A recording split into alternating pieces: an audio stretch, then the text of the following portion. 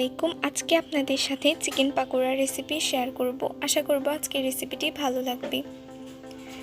পাকোড়া তৈরি করার জন্য আমি এখানে মুরগির মাংসটাকে ধুয়ে ছোট ছোট টুকরো করে কেটে নিয়েছি।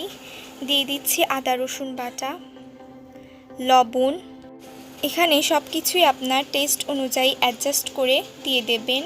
দিয়ে দিচ্ছি লাল মরিচের গুঁড়ো, একটু হলুদ গুঁড়ো, এলাচের গুঁড়ো। এখানে এলাচটাকে হালকা করে ভেজে গুঁড়ো করে নিয়েছি। দিয়ে দিচ্ছি চালের আটা, চালের আটা না থাকলে বেসন ব্যবহার করা যাবে। দিয়ে দিচ্ছি সামান্য পরিমাণে ময়দা, ময়দা দিয়ে খুব ভালোভাবে একসাথে মিশিয়ে নিচ্ছি। এখন একটা ডিমের সাদা অংশ কুসুম থেকে আলাদা করে নিয়ে মিশিয়ে নিচ্ছি। এবার এটাকে ম্যারিনেট হতে রেখে দিতে হবে আধা ঘন্টার মতো। আধা ঘন্টা পর দেখতে পাচ্ছেন এখান থেকে প্রচুর পরিমাণে পানি বের হয়েছে। তাই কনসিস্টেন্সিটাকে অ্যাডজাস্ট করার জন্য চালের গুঁড়া দিয়ে খুব ভালোভাবে মেখে নিচ্ছি।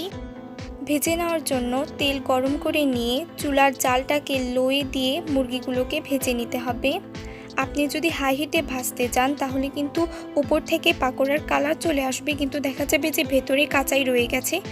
তাই লো আছে এগুলোকে খুব ভালোভাবে ভেজে নিতে হবে যতক্ষণ না সুন্দর একটা কালার চলে আসছে। আমার ভাজা হয়ে গেছে, আমি এবার এটাকে উঠিয়ে নিচ্ছি। আমি সবগুলো পাকোড়া এভাবে ভেজে নিয়েছি। আপনারা দেখতে পাচ্ছেন মুরগিটা কিন্তু ভেতর থেকে খুব ভালোভাবে সেদ্ধ হয়ে গেছে। তো আজকে এখানেই বিদায় নিচ্ছি। সবাই ভালো থাকবেন, সুস্থ থাকবেন। আল্লাহ হাফিজ।